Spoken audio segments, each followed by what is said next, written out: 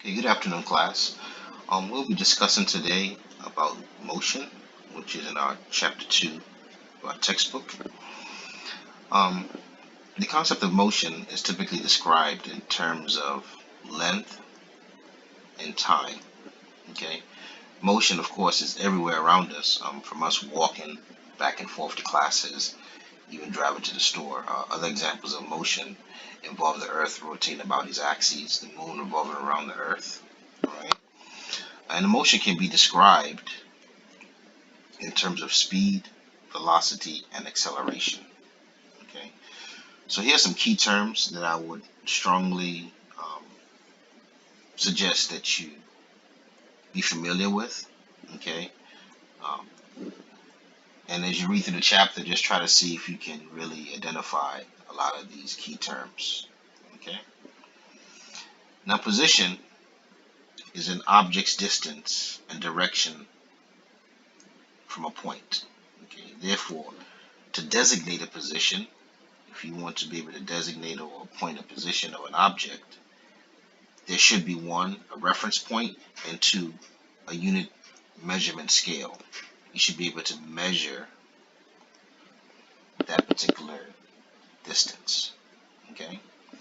Now, reference point is a starting point of your choice, right, to describe the location or the position of the object. And again, these are some key terms that help you just to get a better understanding of what motion really entails. When an object changes position, we say motion has occurred. Okay, when an object changes position, we say that motion has occurred. Therefore, motion is described using the fundamental units of length and time. Okay, this is length and time. Moving on to section 2 of our chapter, our book discusses about speed and velocity and its differences. Okay, so the term speed and velocity are often used interchangeably. Okay. However, there is a distinct difference between the two. Now, the difference between, or I should say, speed in itself is a scalar quantity, meaning that it only has magnitude, it has no direction. Okay. Um, so when you talk about a scalar quantity, we refer to how fast the object is moving, right? It doesn't tell us what direction the object is moving in. It just tells us how fast the object is moving. So speed is taken over time. Therefore, speed is average. So the average speed is denoted by the distance traveled divided by the time using to travel that distance. And the formula for this you see is a V with a line above it and D divided by time. And the units are going to be meters per second. Okay. As I said before, keep in mind, this is very important, speed is a scalar quantity, meaning it has magnitude, but there has no direction. Okay. Velocity, on the other hand, is a vector quantity, right? And it describes a velocity that has both magnitude and direction.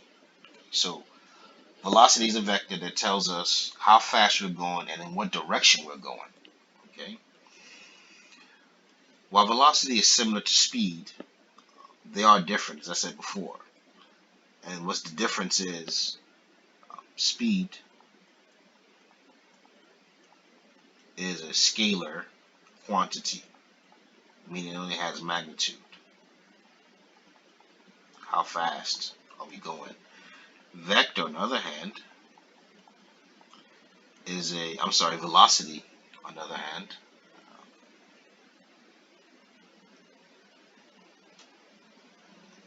here, velocity is a vector, and it has magnitude and direction. Okay. Velocity is also a time interval, right, making it average. So therefore, the average velocity is the displacement, which is a change in your distance. Okay, this triangle just means delta, change, over the time interval, change in time. Okay, so instantaneous velocity is a velocity at any given instant of time. Okay, that is the definition of instantaneous velocity. And of course, displacement is a straight line distance between initial position and a final position. Okay, so we have here pretty much the displacement and distance diagram here. The displacement, of course, is a vector quantity, right? And it's a straight line distance between two points, as I described earlier. Okay, so we have hometown to university, and you can go this route, or you can go this route. Okay. Example 1, 2-1 in our textbook, it's asking us to give, given the actual distance traveled by a vehicle is 80 meters in 4 seconds. Find the average speed. So this is 80 meters, and this is 4 seconds. Okay. So average speed based on the formula, distance divided by time, that's 80 meters divided by 4.0 seconds, which gives us 40 meters per second. Okay. The units are very important. I cannot stress it enough. The units are very important. Okay. So I guess keep in mind that speed is constant and it equals to an average speed. Okay. Example 2, and this is the sun.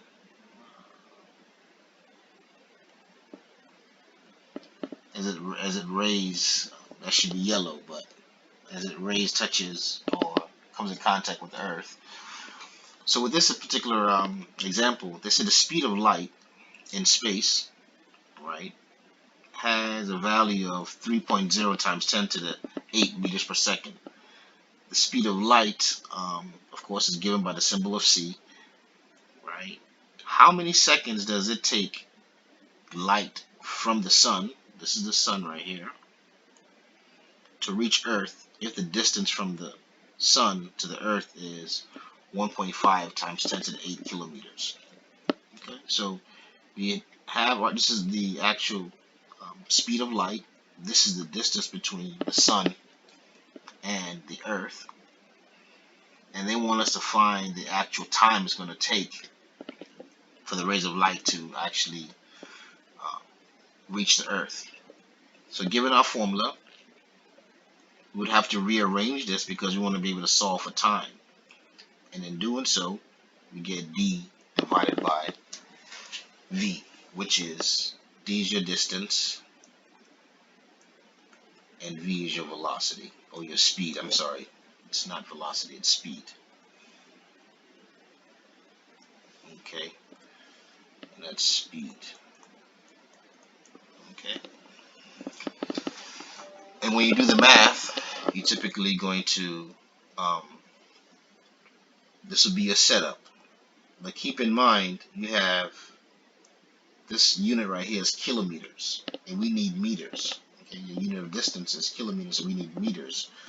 So we know that 1,000 kilometers equals, 1,000 meters equals 1 kilometer, right? So based on that knowledge, we can now solve, we can input that value into our equation, okay? So you can have 1.5 times 10 to the 8 kilometers, and we know that 1,000 meters equals 1 kilometer, and then we can divide that by the speed of light, 3.0 times 8 times 10 to the raised to the power 8 meters per second. The kilometers cancel out. I'm left with meters on top, right? And this meter will cancel this meter right here, and I'm left with time, which is seconds, in the numerator. Okay, so we get 500 seconds. Okay. Now, if you wanted to be able to convert this 500 seconds into minutes, as long as you know that 60 seconds equals 1 minute, you just want to ask yourself how many minutes will 500 seconds be equivalent to. You could just set up the algebraic expression right here. I know that 1 minute is equal to 60 seconds. This is what I'm looking. I'm looking for minutes, so I'm going to keep that on top. 1 minute is 60 seconds equals x, meaning how many minutes will 500 seconds be? Then we can solve for x using our cross multiplication, and you're going to get 8.33 meters. Minutes. I'm sorry. So whenever there's a change in velocity, acceleration really has occurred, right? So acceleration may result from a change in speed, direction, or both. Okay. So you're changing your acceleration is nothing more than your change in velocity divided by the time at which this change occurred. And so we have our VF, which is known as our final velocity, minus our initial velocity divided by t. And that typically defines our acceleration. Okay. Now the units for acceleration is going to be meters per second squared. Constant acceleration is a known given, a known constant, which is 9.8 meters per second squared. Okay. So from this equation here, we can derive quite a few other things. Okay. We know that VF minus V sub naught divided by T equals A. We can take it further and say V sub F minus V 0 equals A times T, which is all in one line. Okay. And then we can also further manipulate it to get this equation right here. All we have to do at this point is just take the V sub naught to this side of the equation, or V sub 0. Okay. Keep in mind that if velocity changes uniformly, right, then acceleration is constant. Okay. So we have another example here that a car starts from rest. That's a key point right there. It starts from rest. Accelerates uniformly along a straight line or straight track, reaching a speed of 90 kilometers per hour in 7.0 seconds. What is the magnitude of the acceleration of the car in meters per second squared? Okay. So for our solution, we will consider a few things. Okay. Acceleration is a change in velocity per unit time. When they say an object starts from rest, your initial velocity, which is v sub 0, is equal to 0 meters per second. Now the units for acceleration is just meters per second squared. Okay. So tabulating what they've given to us in the problem, we can honestly say that our initial velocity is 0, our final velocity is 90 kilometers per hour, right? And keep in mind we have to change this unit. Okay, and the time is 7 seconds.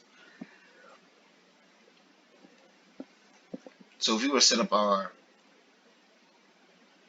algebraic equation, it'd be nothing more. This is 0 right here, right? It'd be nothing more than 90 kilometers per hour divided by 7 seconds.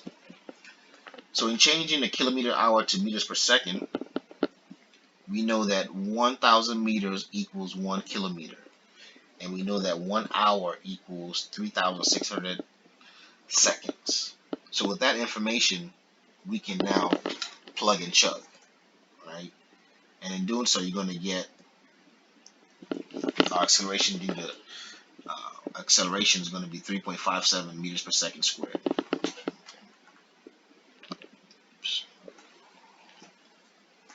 Okay.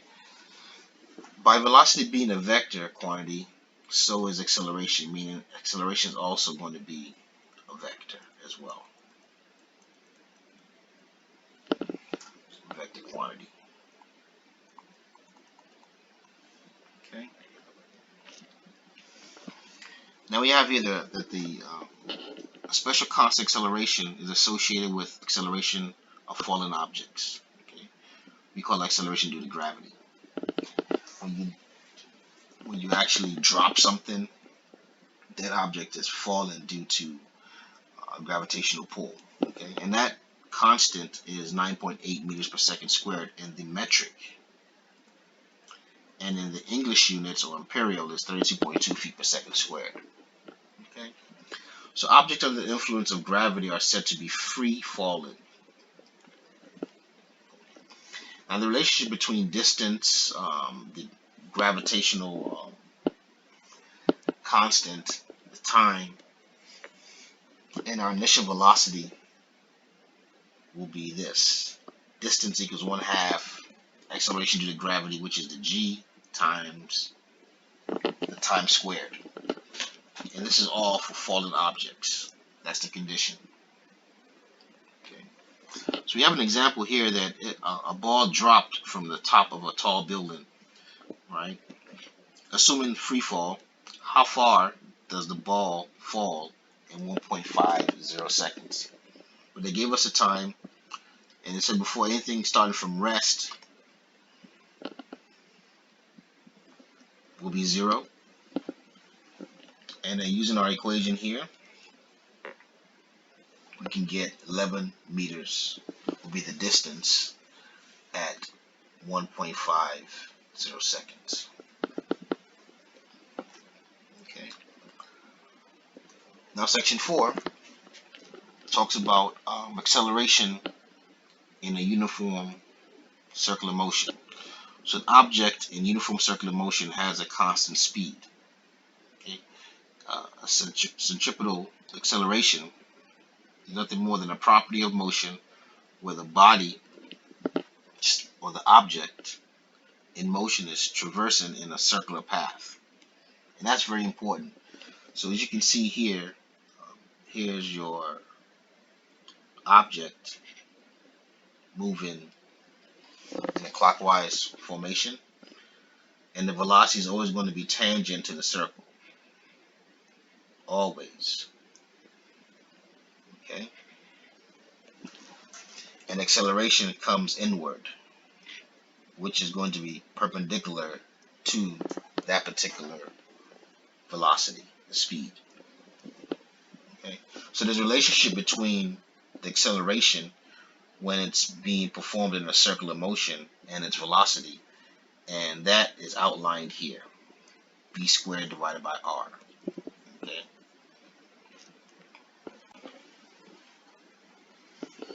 Projectile motion, this type of motion occurs when an object upon which the only force acting is gravity. Okay? So you may have someone who kind of kicks this and it goes in this formation right here. Okay? At this point, this is the highest point of the graph. Your velocity equals 0. Okay? Now, so these are some important concepts that I just want you to keep in mind. Let's go through some exercise problems that you probably see on your quiz. Okay, something similar. Okay, and I want you to also just kind of get acclimated on solving these kinds of problems. So a student drives 100 miles. Okay, student drives 100 miles. 100-mile trip back to campus after spring break, and travels with an average speed of 52 miles per hour for 1 hour and 30 minutes for the first part of the trip. What distance was traveled during this time? Okay, so I bring up another. So they gave us the time. They told us the time was 1.5 hours. It's an hour and a half right here. And our speed was 52 miles per hour. So using our formula distance, our speed, the formula for our speed, They gave us the time, they gave us the speed, we can find the distance. And then that gives us 72 miles. Okay. The next question is asking us, traffic gets heavier and the last part of the trip takes 30 minutes, right? What was the average speed during this leg of the trip? Okay, well, in this case, this is going to be uh, a situation where we have to subtract the last part. This was the first part of the trip minus the overall trip, which would give us, and then we divide that by 0.5 hours because that's 30 minutes. Okay, so that gives us 44 miles per hour. That would be the actual average speed. Okay, and the average speed of the total trip would be 100 miles divided by the 2-hour time location it took. Okay, because it took 1.5 hours initially, and then an additional 30 minutes, making it 2 hours. And that's why I have 2 hours here. Okay.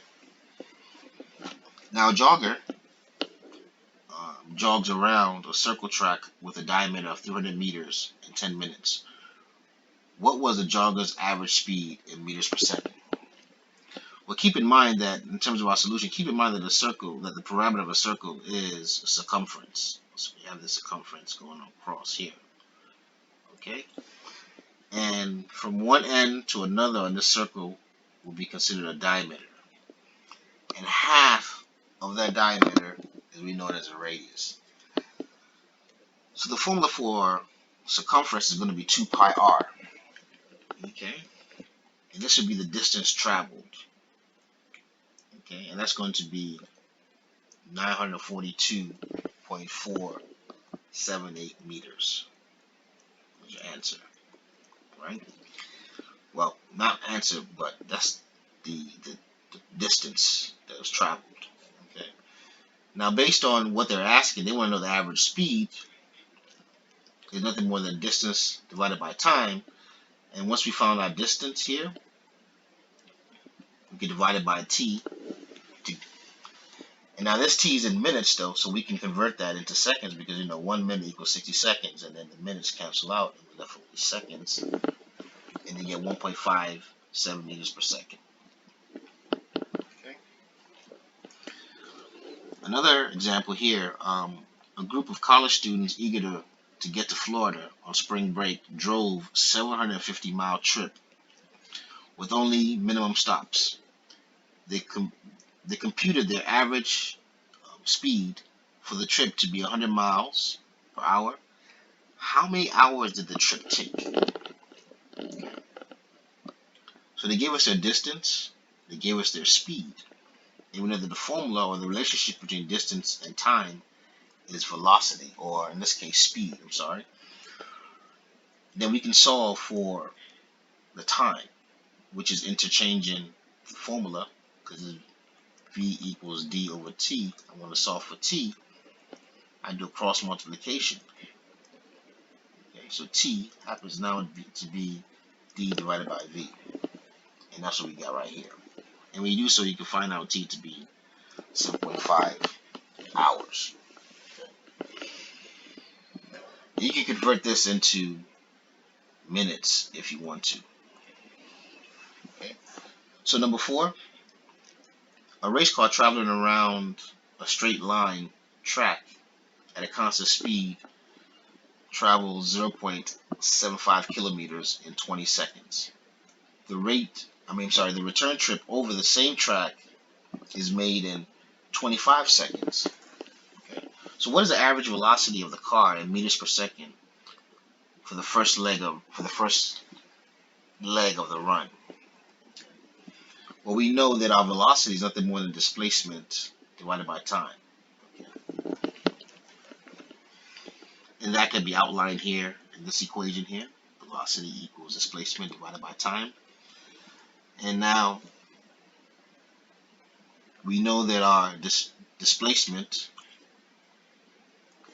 was 0.7 kilometers. We convert that into meters times that by, well, when I say times, meaning times 1 over 20, which is divided by 20 seconds, which is the time, that gives us the velocity of that particular um, first leg of the trip. Now, part B asks us, what is the average velocity of the total trip? Again, velocity is nothing more than displacement divided by time. And the question says here that the return trip over the same track is made in 25 seconds. Okay, so it returned. So displacement in this case is going to be 0. Okay, and 0 divided by any number is going to be 0. Okay. Number 5, a motorboat traveling from rest travels in a straight line on the lake, right? Now, A, if the boat achieves a speed of 8 meters per second in 10 seconds, what is the boat's average acceleration? Okay. So we know here that the velocity, initial velocity starts from rest is going to be 0. They give us a final velocity. They give us the time. We know this is our formula. We can plug it in, and therefore we're going to get our answer, 0.8 meters per second squared. For the B part, we have then in 5.0 more seconds, the boat speed is 12 meters per second. What's the boat's average acceleration for the total time? Okay. So again, our acceleration is nothing more than a change in the velocity divided by the time, and that's 12 to minus 8 divided by 5, and that's 0.8 meters per second squared. Okay.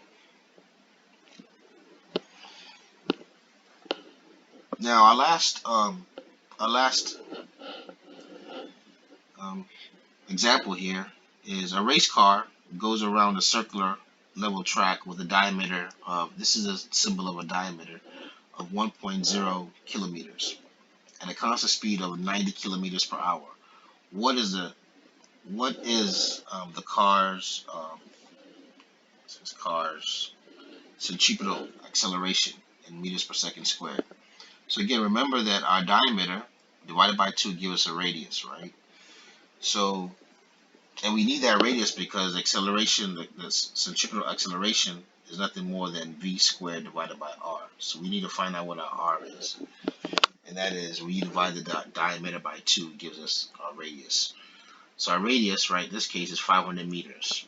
The velocity is 90 kilometers per hour.